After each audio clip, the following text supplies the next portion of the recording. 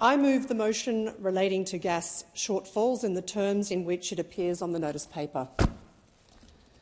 Deputy Speaker, this motion speaks to the heart of our energy security and our economic future. It asks a simple question.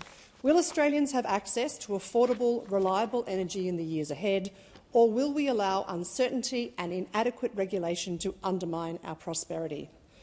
My motion is about effective gas market regulation. And up front, I want to make something very clear. We have enough gas in this country. We do not have a gas supply problem. We have a gas export problem.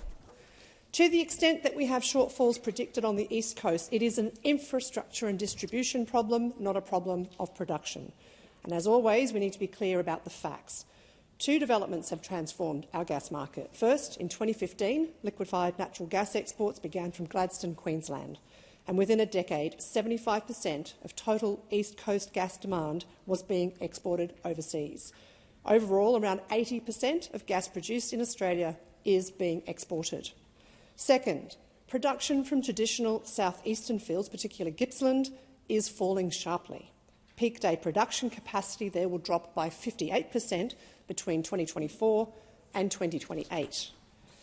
Governments have tried to manage this risk. Since 2017, we've seen the Turnbull government's Australian Domestic Gas Security Mechanism codified to become a heads of agreement under the Morrison government, and then the Gas Market Code introduced by the Albanese government.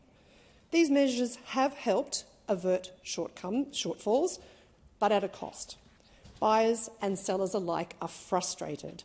Long-term contracts have shrunk and short-term deals have surged, from 28 petajoules in 2021 to 79 petajoules in 2024. This is not stability, this is volatility.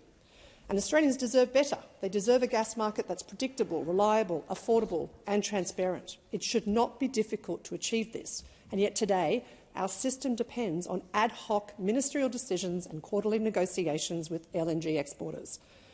Deputy Speaker, this is no way to run a market, and a market that underpins manufacturing, electricity generation and household energy security. And worse still, the fact that a huge majority of our gas is exported means Australians may be in an absurd position of paying more for our gas than people in international markets do. Japan has even started reselling the Australian gas that it imports, which is surplus to requirements, at a substantial profit. Something has to give, and my motion sets out a clear path forward. First, it calls for the government to ensure that uncontracted gas is offered to the domestic market at a reasonable price before it is exported. This principle is not radical, it's common sense. Second, it calls for the end to the cycle of changing interventions. We need a single integrated framework that it operates continuously, not a patchwork of mechanisms that require constant activation. Export licences should carry an ongoing obligation to supply the domestic market. Third, the motion calls for a thorough review of the future gas strategy. And that review must go beyond supply.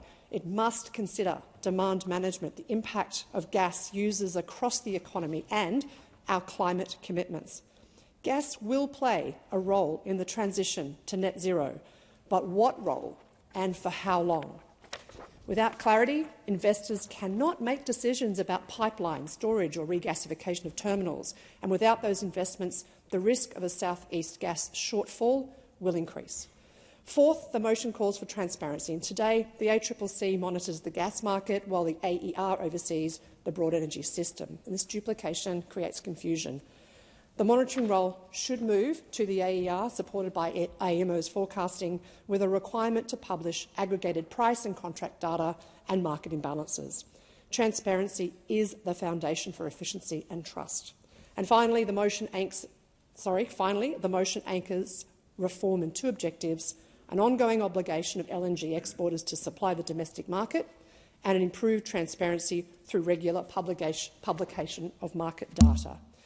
These changes will give suppliers, investors and large users the confidence that they need to invest in clean technologies and infrastructure. And, Deputy Speaker, this is not just about gas. It's about energy security, economic competitiveness and the credibility of our transition to net zero. If we fail to act, manufacturers will face higher costs, householders will face even higher energy bills, and our electricity system will face greater risk during peak demand. If we succeed, we'll have a market that works, one that delivers affordable energy, supports jobs and aligns with our climate goals.